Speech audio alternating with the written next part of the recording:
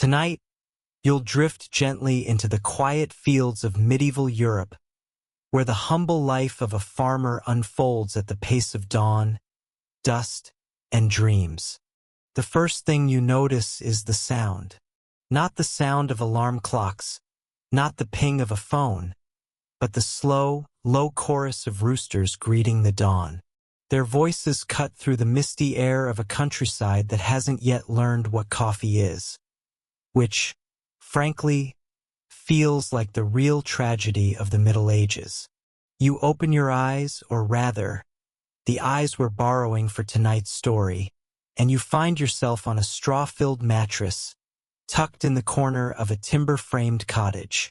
The roof above you is thatched, bits of hay poking out like the eccentric hair of a professor who's had too many late nights with dusty scrolls.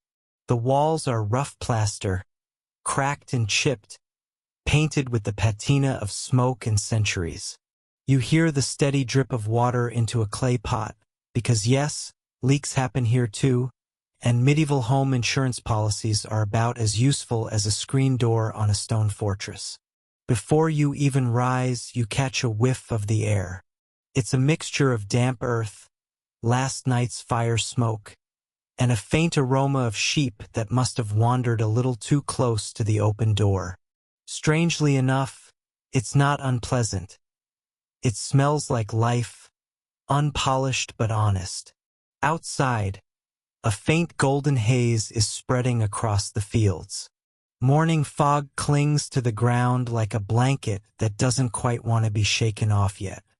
You can hear the muffled voices of neighbors beginning their day, the clatter of a bucket being filled at the village well, and somewhere in the distance, a bell tolling from the small parish church, calling the faithful, or at least those willing to pretend they're faithful before going back to tending turnips. Now, before we really get walking through this day, let's pause. A gentle reminder: if you enjoy this kind of calm wandering through history, do consider liking this video. It tells the mysterious YouTube spirits that you want more of this, and maybe it keeps me from being thrown into the oubliette of forgotten creators. And if you feel inclined, drop a comment telling me where in the world you're listening from, and what time it is there. Because somewhere, someone's in daylight, another in moonlight, and you're here in the soft candle glow of the Middle Ages.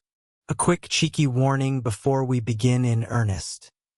You probably won't make it through this entire day. Not because medieval farming is hard work, though it absolutely is, but because you'll be fast asleep before the cows even wander back into their pen. Now let's ease into tonight's journey. You step out of your cottage, ducking slightly because doorways here are made for people who, historically speaking, were shorter than modern-day basketball players. Your bare feet meet the cool, uneven cobblestones outside, still slick with dew. The village around you stirs slowly, like a heavy old dog deciding whether or not to get up. On your left, a neighbor is already up, sharpening a wooden plowshare with a whetstone.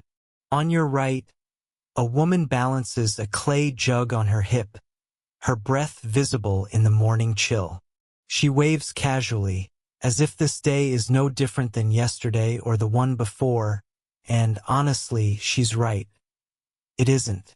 Medieval life is repetition, but in that repetition is rhythm, and in that rhythm is something oddly calming. Here's your historical fact for this part of the morning. Most peasants in medieval Europe didn't actually own the land they farmed. They worked on plots granted by a local lord, owing rent in the form of labor, crops, or livestock. You're not exactly your own boss. You're more like the unpaid intern of the feudal system. And yes, the internship never ends. An obscure tidbit for you. In some villages, people believed that roosters crowing at the wrong time of night were actually announcing the presence of wandering spirits. So if you ever hear an especially eager rooster at 2 a.m., congratulations, you're haunted. Historians still debate whether these beliefs came from Christian influence mixing with older pagan superstitions, or whether villagers simply had a creative way of blaming chickens for their insomnia. The sun climbs a little higher now, painting the thatch roofs gold and catching the smoke rising from hearths. A dog trots past you, tail wagging, probably having stolen yesterday's crust of bread from somewhere.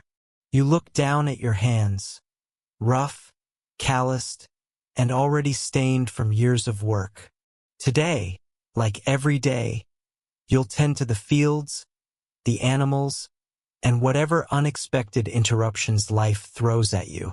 But for now, you take one last quiet breath of morning mist before the day truly begins. You walk toward the fields, the heart of your existence and the reason your back has already started to ache at the age of, well, younger than you'd prefer. The dirt path is narrow, lined with patches of grass and the occasional puddle, reflecting the pale sky. Your boots, or maybe it's just wrapped cloth around your feet if you're unlucky, squelch as you walk. Around you, the village is small, no more than a cluster of cottages, a communal well, and the skeletal frame of a half-built barn. Life here is communal whether you like it or not. Everyone knows your business and you know theirs. Privacy is a concept reserved for kings and abbots, not farmers. If you sneeze, someone 3 houses down is already saying "bless you" before you finish. The fields stretch wide ahead of you, divided into strips like a patchwork quilt. This is the open field system. Your strip is just one of many, lying alongside those of your neighbors. No fences, no neat little private gardens, just long ribbons of soil, parceled out and farmed together. It's egalitarian in a way, though it also means if your neighbor's a bad farmer, their weeds will probably sneak over into your patch like uninvited dinner guests. The morning light glints off damp furrows, the air filled with the earthy smell of tilled soil. You grab your wooden plow, its beam worn smooth from years of use, and coax the ox forward. The animal snorts, as if deeply unimpressed with your motivation. Honestly, you two have that in common. Here's your historical fact of the morning. Crop rotation was key to survival. Farmers often divided land into 3 fields, one with wheat or rye, one with barley or legumes, and one left fallow. It wasn't just a matter of preference. It was survival strategy. Soil that wasn't rested would give up on you faster than a knight without his armor. Meanwhile, a fun little tidbit. Medieval farmers sometimes used owl feathers as charms to protect their crops, believing it scared away evil spirits that might blight the fields. Whether it worked or not, well, historians still debate whether these charms were genuine beliefs or just a way of making farming feel a little less hopeless. As you guide the ox forward, the plow slices the soil with a sound both gritty and soothing. Birds swoop low, snatching up worms unearthed by your work. In the distance, children chase each other between the strips, their laughter carrying across the quiet air. You wipe your brow, though the day has only just begun. The sun warms the back of your neck, and you wonder, not for the first time, why you couldn't have been born into something easier, like a monk. Then again, monks get woken up at 3 a.m. to chant psalms in the dark, so maybe you'll take your worms and weeds instead. And here comes your first joke of the day, though it isn't funny at the time. You lean down to pull a stubborn root, and it refuses to budge. You tug, groan, and nearly topple over, only to discover it wasn't a root at all. It was the edge of your neighbor's bootlace sticking out of the soil. He looks at you unimpressed.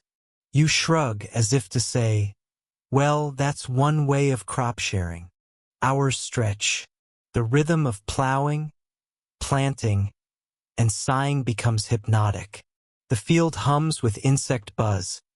The ox trudges faithfully, and your world shrinks to this strip of earth. It is hard, endless, and yet somehow, when you pause to look at the clouds drifting lazily overhead, peaceful. And so the morning passes, grain by grain, furrow by furrow.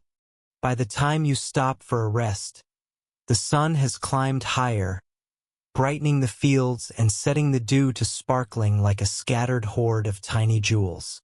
You wipe your hands on your tunic, coarse wool, scratchy, and definitely not designed by anyone who cared about comfort. A patch here, a stitch there. It's a garment that's seen more mending than original fabric. You sit on a low stone wall, a piece of hard bread in your hand and a hunk of cheese tucked into your pouch. The bread is dense enough to qualify as a weapon, the cheese sharp and earthy. If you're lucky, there's an onion or two to share, maybe a mug of watered ale. Ale is safer than water, after all, since the brewing process kills some of the nastier surprises that wells like to gift you. Children drink it too. Not the strong stuff, mind you, but small beer, weak enough to hydrate without leaving anyone wobbling off into the hedges. As you eat, you watch the village life unfold. A blacksmith strikes his hammer against glowing metal, the sound ringing sharp across the fields. Sparks leap and fade like tiny fireflies. His apprentice pumps the bellows, sweat streaking his soot-darkened face. At the well, two women argue lightly over whose turn it is to draw water, their voices half annoyed, half amused. Gossip, after all, is a currency more valuable than silver here. Historical fact for this moment. The average medieval peasant's diet was surprisingly heavy on bread, beans, and pottage, a thick stew of whatever could be thrown in a pot. Meat was rare, a luxury for festivals or feasts. Fish was more common, especially in regions near rivers or coasts, and church rules often pushed people toward eating it on fasting days. So yes, your stomach might growl, but at least you'll always know what's for dinner. Some variation of gruel. An obscure tidbit. Archaeologists have found medieval bread sometimes contained ground-up pea pods, beans, or even acorns, especially in times of famine. It was less multigrain and more whatever didn't kill you when boiled. Makes you appreciate your future day bakeries, doesn't it? Children run past, chasing a wooden hoop with sticks, laughing as it wobbles unevenly. One of them trips and tumbles into the grass, only to leap up again with no more than a grin. Play, even here, is universal. You lean back, finishing the last of your bread, and let your gaze wander toward the church at the center of the village. Its stone walls rise above the thatched roofs like a watchful guardian. That bell you heard earlier, it wasn't just for prayer. It marked time, a rhythm for life itself. Without clocks in every pocket, villagers relied on the church bell to tell them when to rise, when to work, when to rest. Your entire day, your whole existence, is bookended by its toll. And as you sit there, full of bread, a little tired, a little peaceful, you realize this is what life is here. Hard, yes. Uneven, yes. But steady. And steady, when the world is uncertain, is its own kind of blessing. The sun leans further west, shadows lengthening across the fields. Work slows as the day begins to tire, and so do you. You guide the ox back toward the village, its broad shoulders swaying side to side like a weary soldier. The earth clings to your boots, heavy and wet, reminding you with every step that farming is as much about carrying mud as it is about coaxing crops from the ground. Back in the village, smoke curls from chimneys as evening meals begin. The smell of stewing herbs and onions drifts into the air, a modest but comforting perfume. Families gather outside, children helping with chores, women weaving or mending by the fading light, men swapping tales as they rest sore muscles. Here's your historical fact for the evening. Most medieval villages had a communal oven. Not everyone could afford to keep a fire burning hot enough to bake bread. So villagers brought their dough to a shared oven, often paying a small fee or portion of the loaf. Imagine your local bakery, but instead of buying bread, you're waiting in line to bake your own alongside your neighbors. Obscure tidbit. In some places, it was illegal to bake bread at home, a rule that ensured the lord or miller could collect their share of profits from grain. Breaking that rule could mean fines or worse. Yes, even bread came with bureaucracy. As the light fades, the village quiets.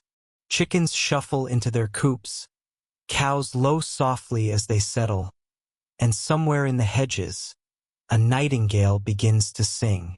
It's a haunting melody, one that threads through the still air and makes you pause, just listening. For a moment, time feels less like a burden and more like a slow river, carrying you gently forward. People gather near the hearths now, stories being told, prayers murmured, while being spun. Laughter rises here and there, a soft counterpoint to the crackling of fires. And above it all, the church bell rings once more, signaling Compline, the final prayer of the day. You return to your straw mattress, the same one you woke on, the circle of a day complete. Your body is heavy, your hands sore, but there's a simple kind of satisfaction here. Tomorrow will be the same, and the next day too, but tonight you have earned your rest.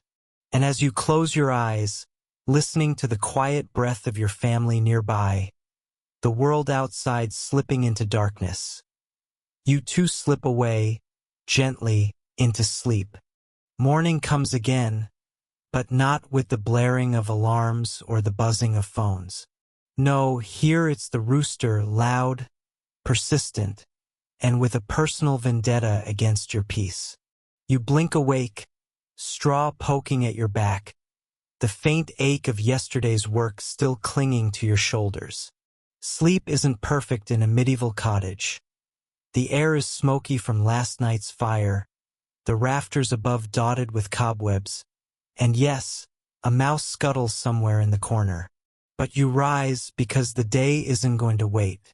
Outside, dawn spills gold across the misty fields. You step into the crisp air, drawing your cloak tighter around you. The village is stirring, dogs barking, hens clucking, voices murmuring.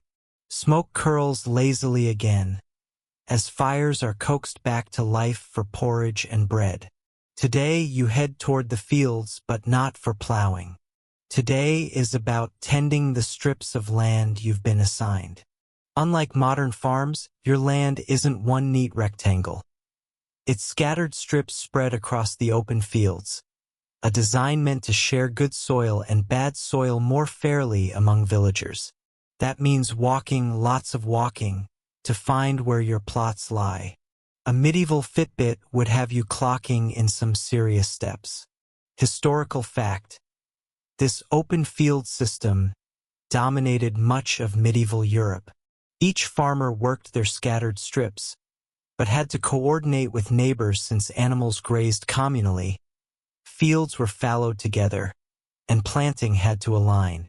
Farming wasn't just personal, it was deeply collective. Obscure tidbit: some villages even had official field walkers or beadles who checked boundaries and find anyone caught plowing an inch too far into a neighbor's strip. Medieval HOA essentially, though with fewer newsletters and more shouting. As you bend to weed among the sprouting crops, you hear the distant ringing of iron on stone. The mason is repairing a wall. Somewhere closer, a shepherd calls to his flock, his voice carrying over the fields in a strange kind of song. And above it all, the wind moves like a quiet guest, rustling the leaves, stroking the grass. You pause, straightening your back, rubbing your neck. Farming is relentless, but you can't help but feel a kind of rhythm to it. Plant, tend, harvest, rest. Seasons like pages in a book you didn't write but must keep reading anyway. And as you lean back against the soil, catching your breath, you smile faintly. Even here, in the grit and labor, there's something steady, almost soothing, like being part of a story much older than yourself. The sun climbs higher, and the village begins to hum with its midday rhythm. You wander back toward the center, following the smell of baking bread and the sound of children's laughter. It's market day, small but lively, and the open space near the church fills with stalls and voices. You pass a table covered in rough clay pots, their surfaces uneven but charming, each one the product of hours at a potter's wheel. A woman sells dyed wool, hanging in bright skeins like captured rainbows. Chickens squawk in wicker cages. A pig squeals indignantly at being tugged by a rope, and the low rumble of conversation mixes with bursts of laughter. Here's a fact to carry in your pouch. Markets like these were lifelines. Villages might be self-sufficient in basics, but salt, iron tools, fine cloth, and spices had to be bought. Market days were often set by royal or church charter, making them official events protected by law. Traders knew they'd be safe, at least in theory. And now, a strange tidbit. Among the goods, you might spot something peculiar: amphibian-based medicine. Yes, frogs.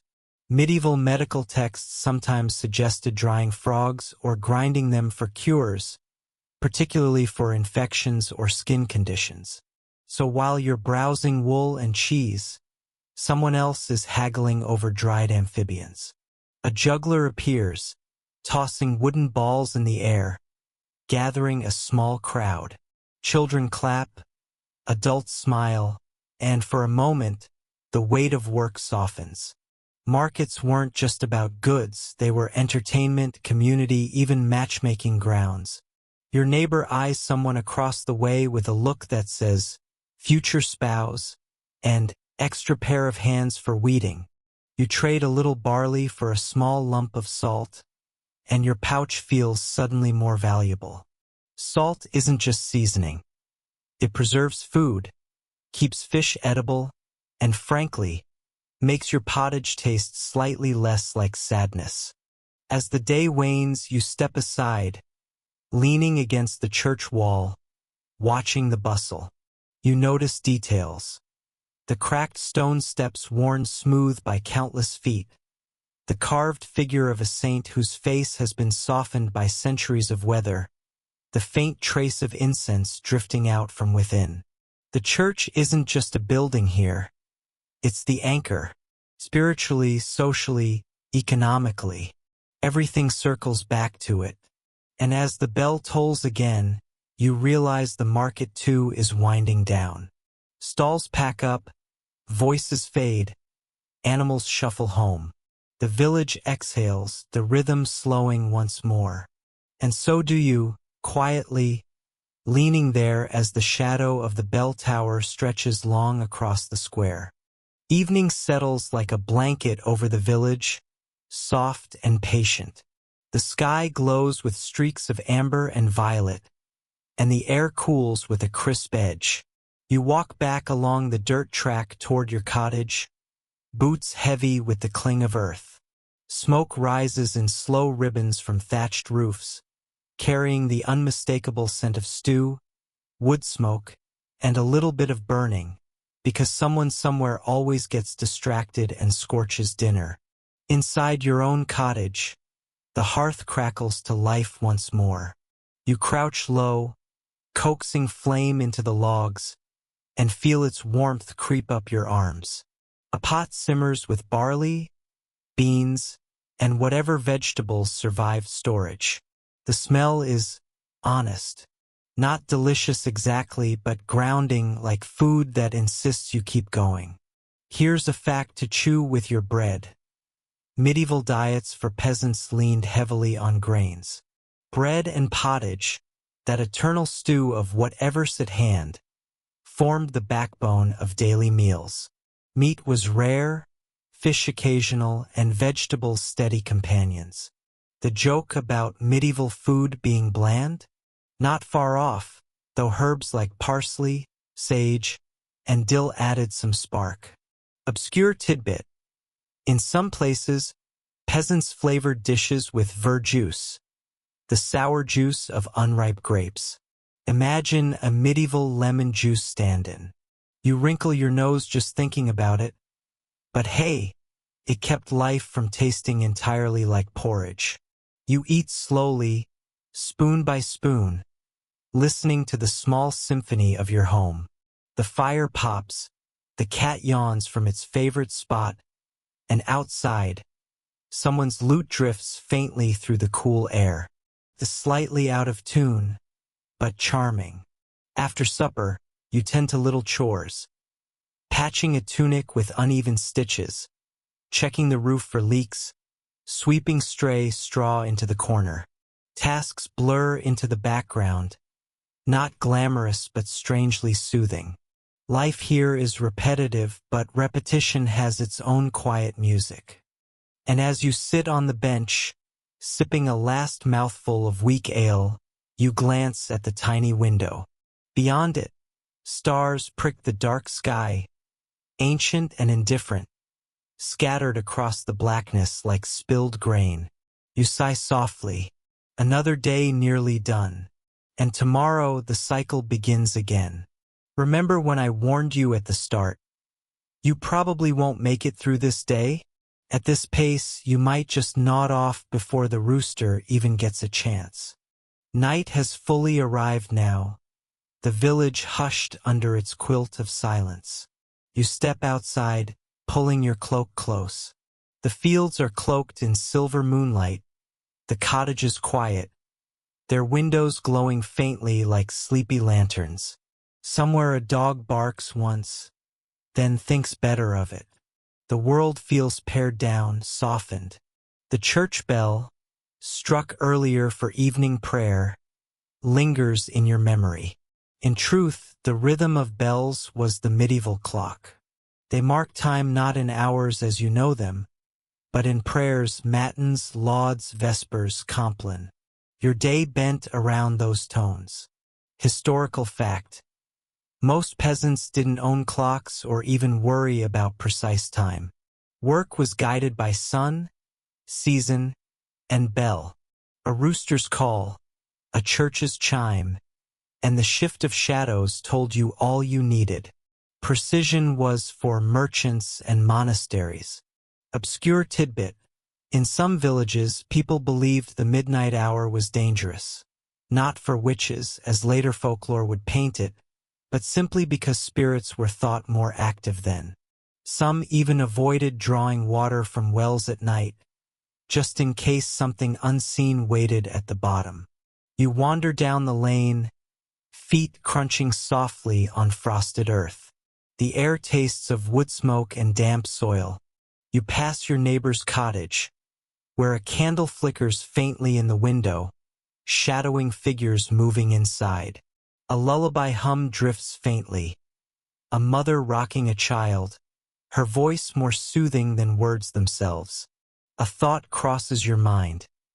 How small this world is, bounded by fields and forests, and yet how immense it feels under the stars. You feel both enclosed and infinite at once. Dry humor slips in. At least without street lamps, you get a premium view of the stars. Call it the medieval deluxe stargazing package, no subscription needed. You find yourself leaning against a fence, gazing upward. The constellations will above, the same ones people have watched for thousands of years. You trace Orion, squint at the Pleiades, and let the cold air numb your cheeks. For a moment, the work, the aches, the endless cycle, all of it feels small, like background hum to something older, vaster. And with that thought, you finally drift back toward home, your steps slow, your eyes heavy. Inside, the fire glows faintly, the cat curls tighter, and your bed of straw, though lumpy, suddenly looks like the most inviting mattress in the world. You lie down, listening to the hush, letting the warmth seep in. Outside, the village sleeps, and soon so do you. The rooster, punctual as ever, yanks you out of sleep. Its call is not melodic, not gentle. More like a farmyard alarm clock with no snooze button. You groan, roll onto your side, and consider the possibility of ignoring it. But you already know how that story ends. The rooster keeps crowing, the neighbor's children start shouting, and the world insists you get up whether you feel like it or not. You push aside your blanket of wool and straw, stretch against the chill, and pull on your tunic. The morning air is brisk, carrying the faint scent of dew and smoke. You step outside, boots sinking slightly into the damp earth, and breathe in a sky painted pale gray blue. Fact of the morning: medieval peasants often rose with the sun and rested with its setting. Artificial light was too precious to waste, so the cycle of labor bent itself around daylight. The rhythm wasn't laziness, it was necessity. You trudge toward the fields with a hoe slung over your shoulder, the ground still soft from last night's frost. Your breath fogs in front of you. Across the fields, other figures are already at work, silhouettes moving slowly, deliberately. Farming, after all, is less about speed and more about patience. The soil doesn't care about your schedule. Obscure tidbit: some peasants believed that planting crops during certain phases of the moon affected their growth. Beans, for instance, were thought to thrive best if sown under a waxing moon. You don't question it, you just follow the rhythm, because when food is survival, you'll take every superstition seriously. You set to work turning soil, the tool biting into earth with a satisfying crunch.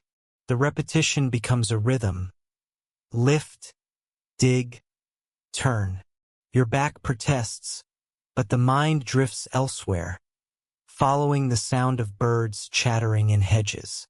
A lark flits overhead. Somewhere, a crow caws with the kind of authority only crows think they have.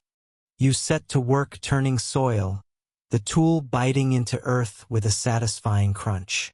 The repetition becomes a rhythm. Lift, dig, turn. Your back protests, but the mind drifts elsewhere, following the sound of birds chattering in hedges. A lark flits overhead. Somewhere, a crow caws with the kind of authority only crows think they have. Dry humor. You briefly imagine convincing the crow to pull weeds for you.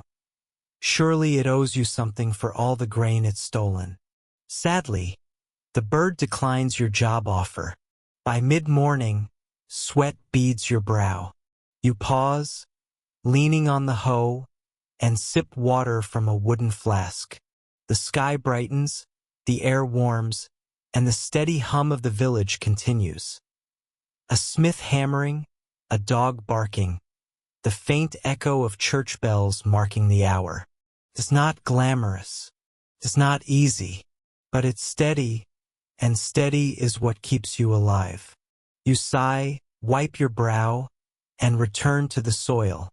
Later that day, the fields blur into the background as another task demands your attention. Mending fences. The village's livestock, sheep, goats, a cow or two, don't exactly respect property lines. They wander, nibble, and occasionally escape with the audacity of seasoned escape artists. You walk along the fence, a bundle of rough-hewn stakes slung across your shoulder. The wood is uneven, some of it warped, but it will do.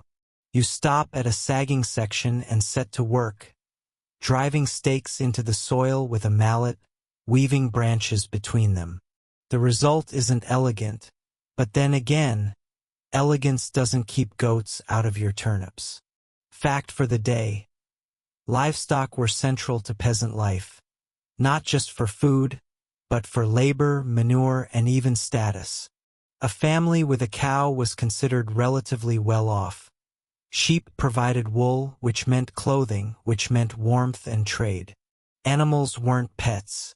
They were survival partners. Obscure tidbit. Some medieval farmers hung charms or carved symbols into their barns to protect animals from illness or misfortune. A crooked star here, a scratched cross there, half faith, half insurance policy. And given how fragile life was, you understand the impulse. As you hammer, a goat eyes you from the other side of the fence, chewing thoughtfully as if critiquing your craftsmanship. You glare back. The goat, unimpressed, flicks its ear and continues chewing. Dry humor slips in. You wonder briefly who truly owns the land, you or the goat who eats whatever it pleases. The sun edges west, the light softening into golden hues. Sweat streaks your brow, your muscles ache, and yet, standing back, you feel a small swell of pride at the repaired fence. It will hold, for now. Children run past, laughing, chasing one another with sticks that pretend to be swords. Their play echoes down the lane, mixing with the low bleating of sheep. Life continues, the ordinary blending with the extraordinary, the dull with the delightful. And as you return to your cottage, another thought lingers. Nothing about this life is easy, but each small act, each fence mended, each field turned, threads into the larger fabric of survival. You may not think of yourself as weaving history, but you are one stitch at a time. The evening meal waits, humble but welcome. You duck into the cottage, shoulders sore, hands rough, and the scent of smoke and herbs wraps around you like a blanket. A pot simmers over the fire, bubbling gently, releasing the earthy perfume of cabbage and leeks. It's not feast day food, no roast boar or honeyed mead, but it is warm, filling, and yours. You sit cross-legged near the hearth, wooden bowl in hand, spooning the stew slowly. The cat sprawled beside the fire barely lifts an eye. Even its skepticism has grown drowsy. The room glows amber, shadows dancing across the walls, and for a moment, the world outside shrinks to silence. Fact of the evening, medieval peasants' diets leaned heavily on pottage, a kind of ever-changing stew made from whatever vegetables, grains, or scraps were on hand. Meat was rare unless it was feast day, a wedding, or unless someone had the courage to hunt where they technically weren't allowed. Obscure tidbit. Archaeologists have found traces of wild herbs like nettle and goosefoot in medieval cooking pots. Nettles may sound unappetizing, but boiled into pottage, they added a green, spinach-like flavor. You imagine this with mild amusement. Peasants were eating wild superfoods centuries before modern wellness blogs made it fashionable. The stew warms your belly, but your mind wanders. Outside, the night hums softly, the faraway bark of a dog, the rustle of leaves, the occasional creak of wood as the cottage shifts in the chill. You stare into the fire, watching logs crumble to ash, sparks spiraling upward like tiny fireflies fleeing gravity. Dry humor, you consider how many bowls of pottage it might take before you start to crave, well, anything else. Perhaps after bowl number 200, even turnips develop a fan base. You wipe your bowl clean with a crust of bread, lean back, and exhale. For a moment, fatigue is not a burden but a lullaby. Work has emptied your body of energy, yet filled your mind with stillness. This is the paradox of farming. Exhaustion and peace arrive hand in hand. Morning arrives with its pale light stretching across the cottage floor. Your joints protest as you sit up, but routine waits. Routine always waits. Today, the task is different. Gathering firewood from the edge of the forest. You sling a rough sack across your back, step outside, and follow the path where fields give way to trees. The forest greets you with a hush. Branches sway, leaves rustle, and the air carries that damp, earthy scent unique to shaded soil. Birds flit overhead, their calls echoing in layers. Somewhere, a woodpecker hammers a steady beat against bark. Fact for today, wood was as essential as food. Cooked meals, warmed homes, and built tools. Charcoal, produced by slow-burning wood, powered blacksmiths' forges. To live without wood was simply not to live at all. You gather fallen branches, snapping them to length, stacking them in your sack. Each break echoes in the quiet, a small reminder that you are not alone in this stillness. Yet you tread softly. Peasants were often restricted from cutting trees in noble-owned forests, and the penalties could be severe. Fallen branches, though, those were fair game if you collected them quickly enough. Obscure tidbit.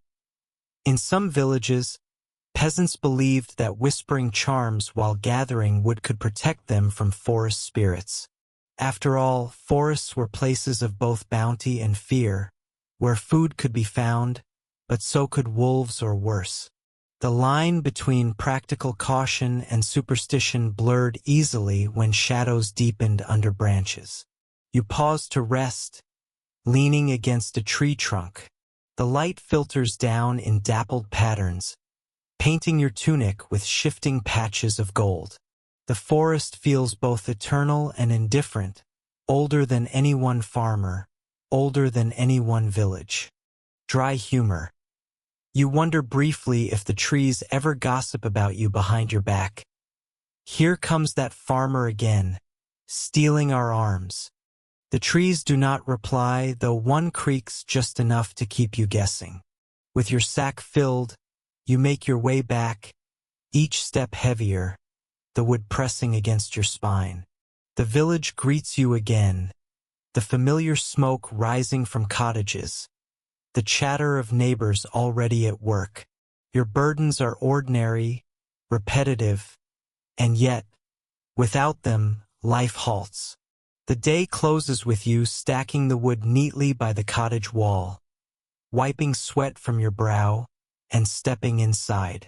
Tomorrow will bring another task, another thread in the endless weave of survival.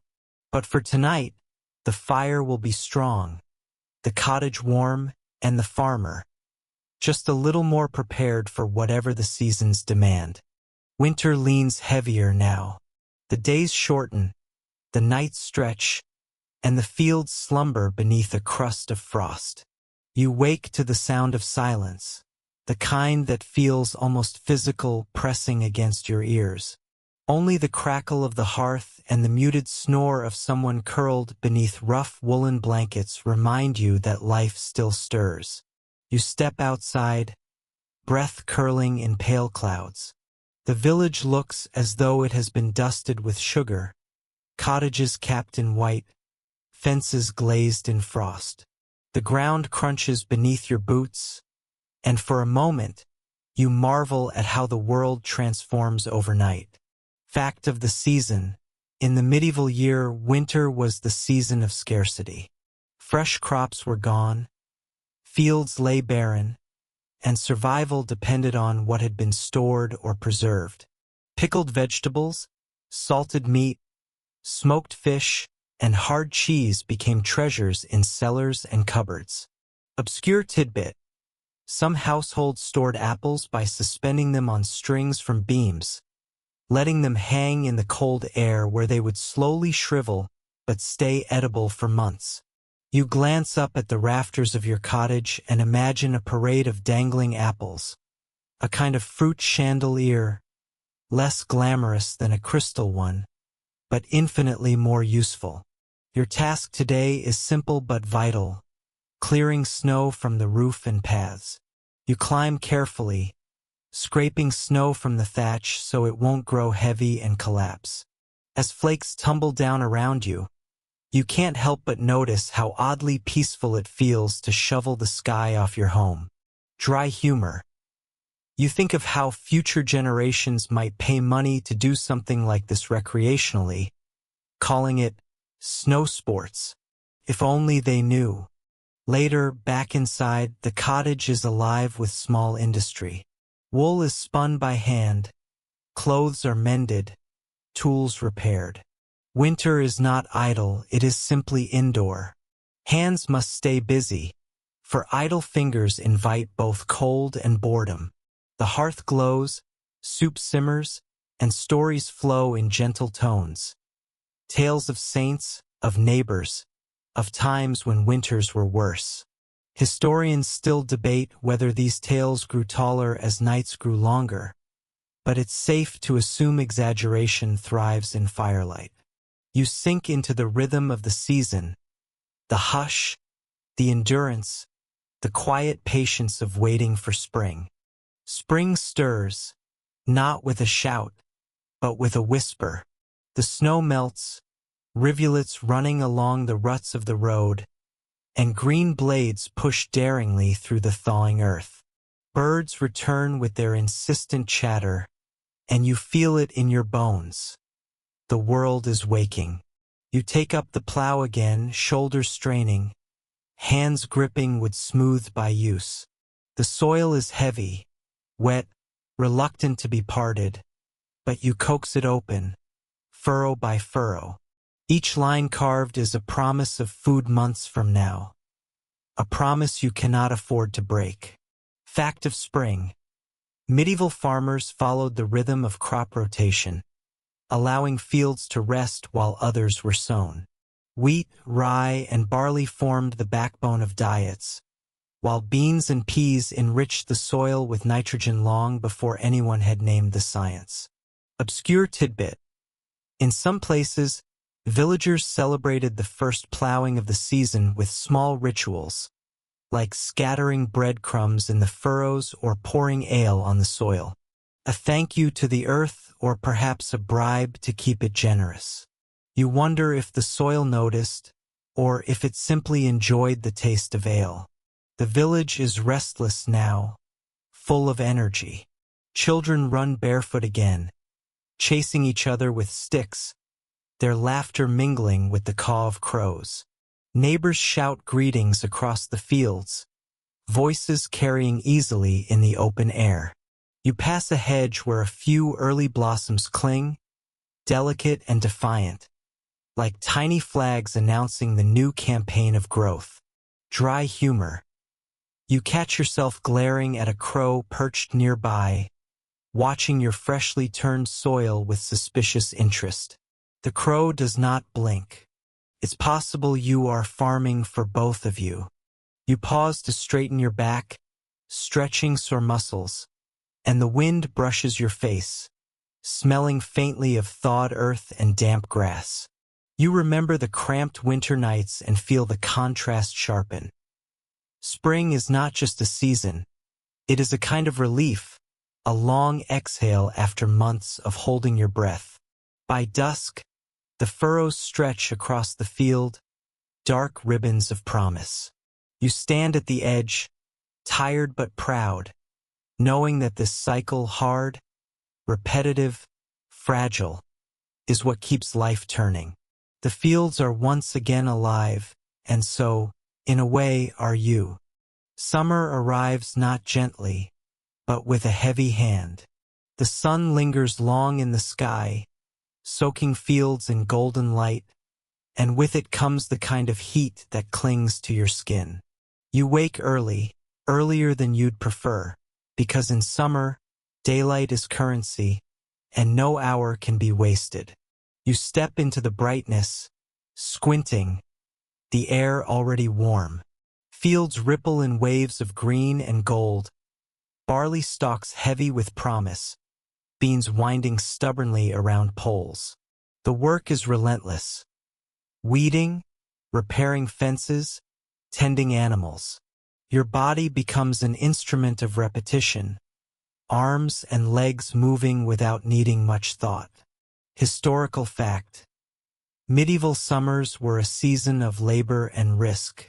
Crop failure due to drought or pests could spell disaster.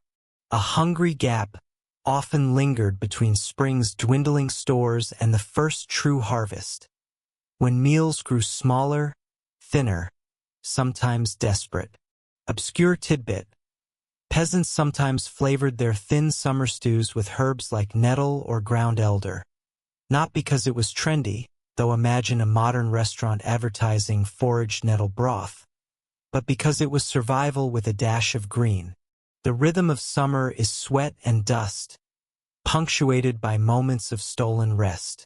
You find shade under a hedgerow, biting into a crust of bread gone tough in the heat.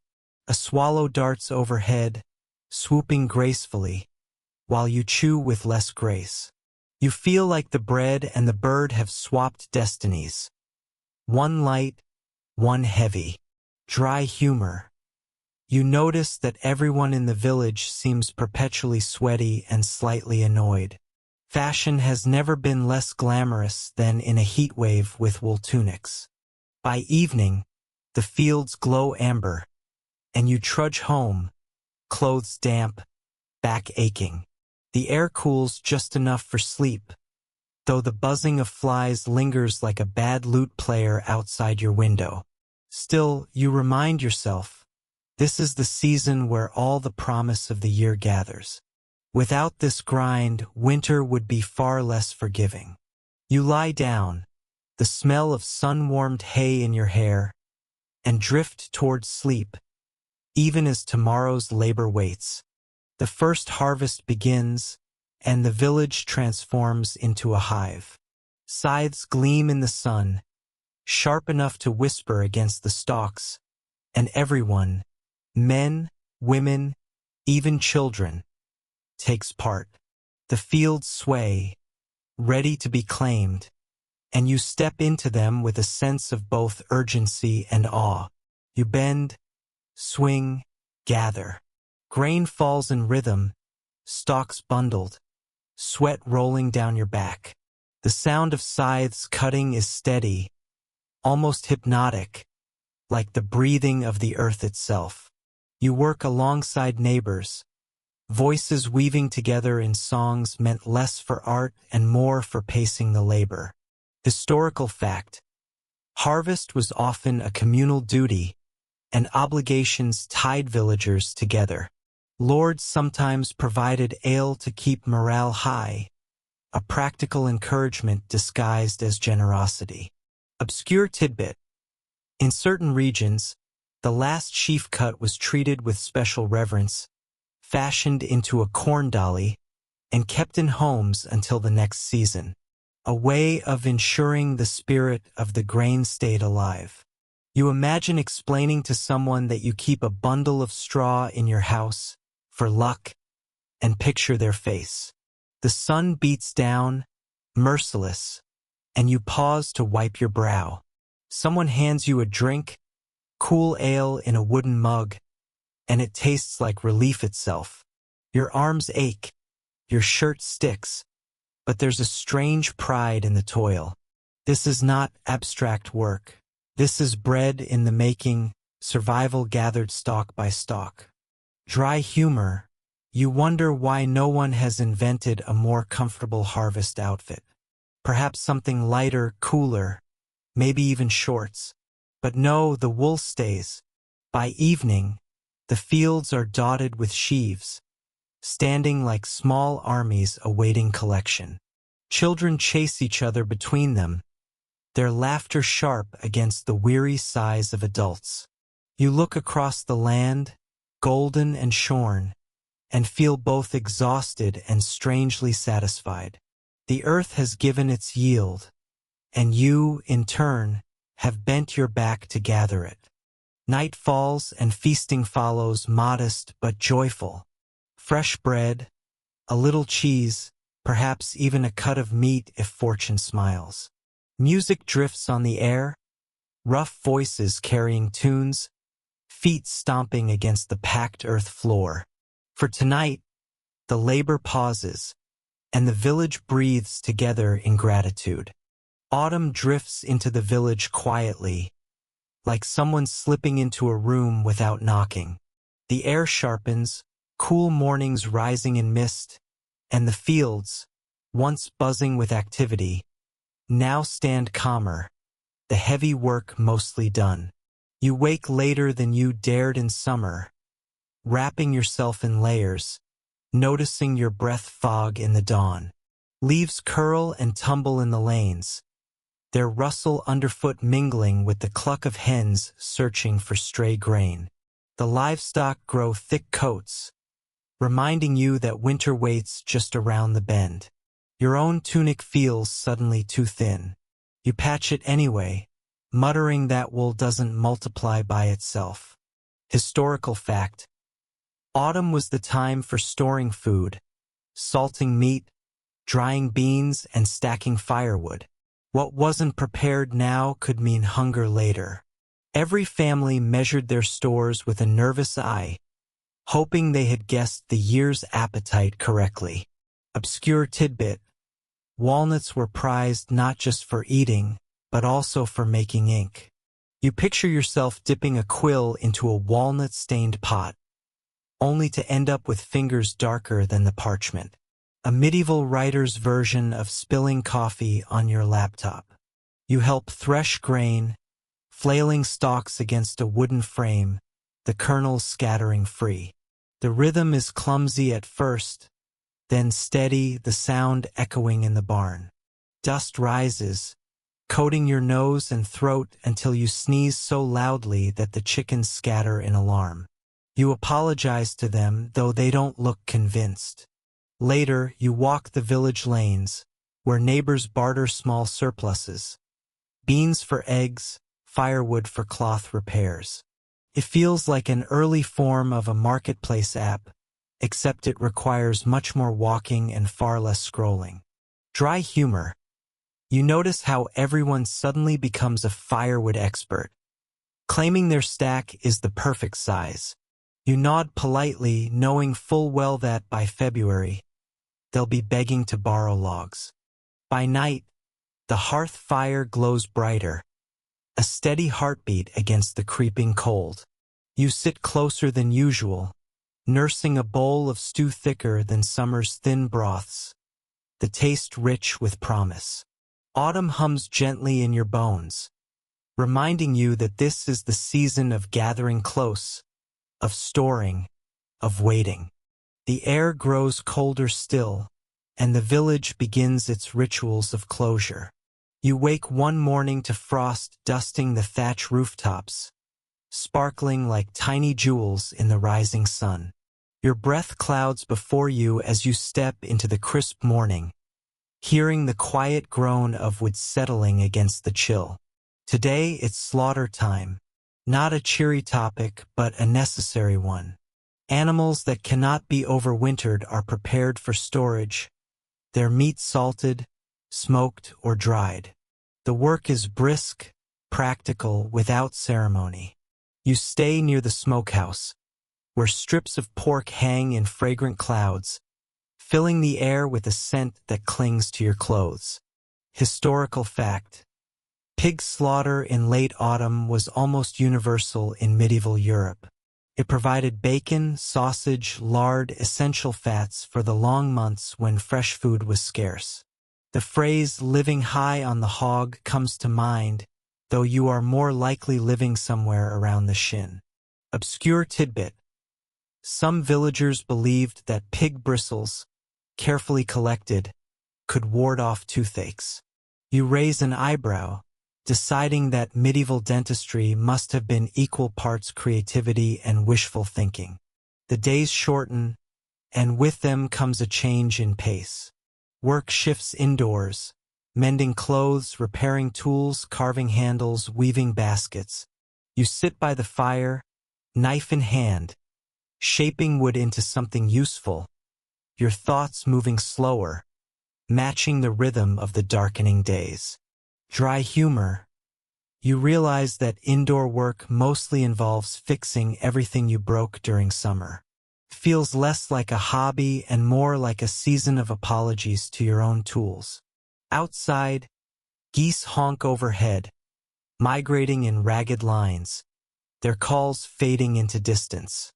Children chase the last falling leaves, laughing until the cold nips at their fingers. Inside, the cottage grows cozy, smells of wood smoke, wool, and stew thickening the air. You curl near the hearth as night falls early, shadows stretching long. The fire's crackle is the only clock you need. Each pop and hiss a reminder that the year is folding gently into its end. Sleep comes easier now, wrapped in warmth, while the cold world waits outside the shuttered window. Winter arrives not with a crash, but with a hush.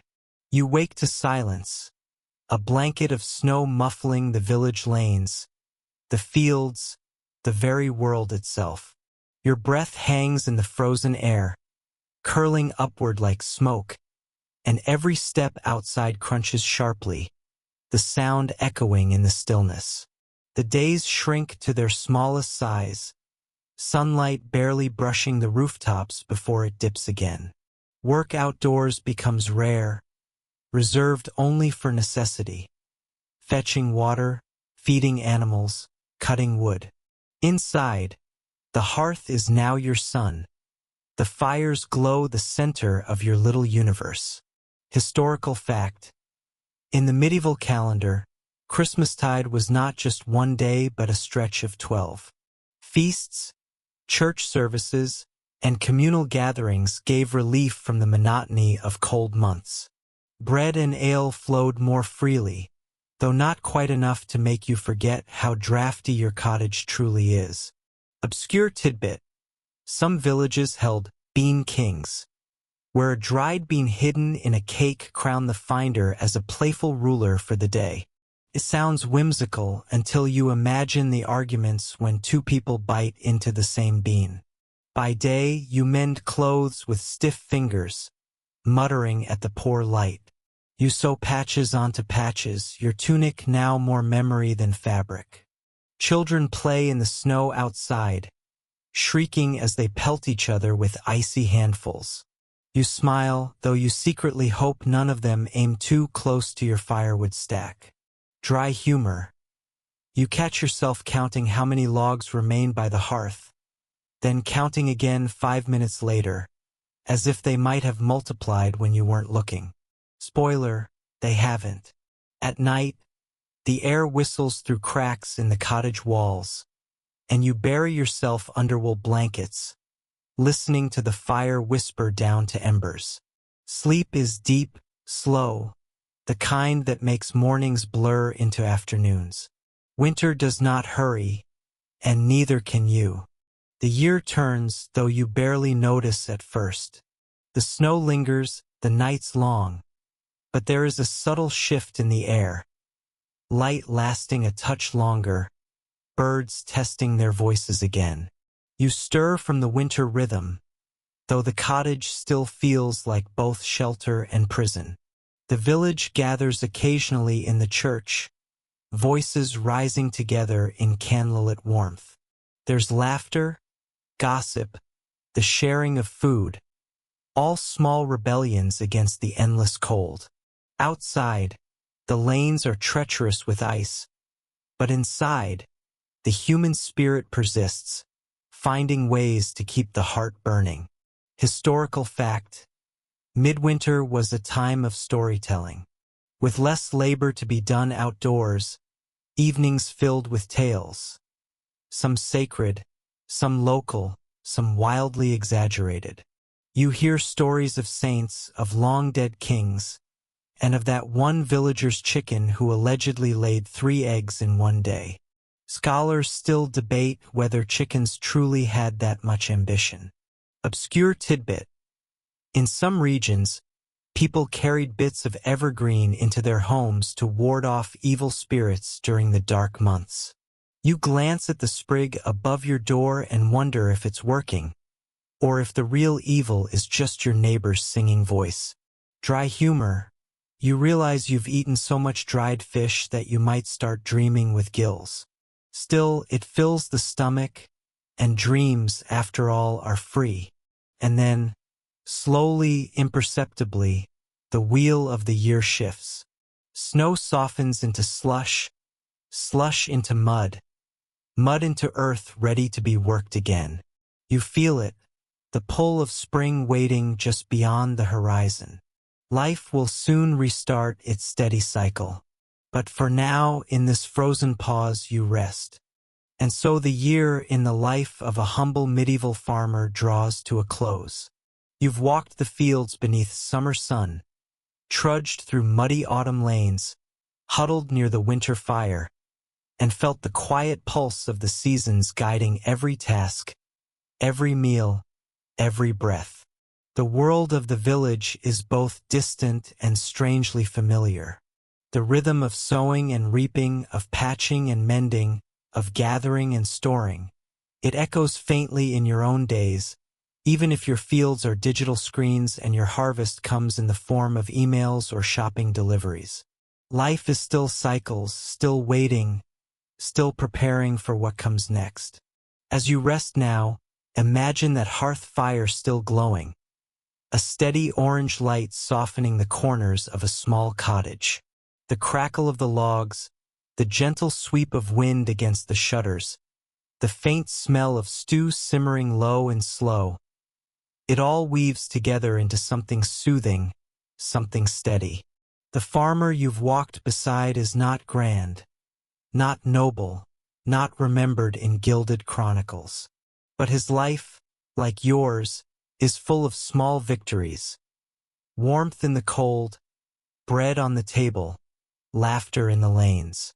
It's enough. And sometimes, enough is the most beautiful word of all. So close your eyes, breathe deeply, and let yourself drift the way the village drifts into sleep.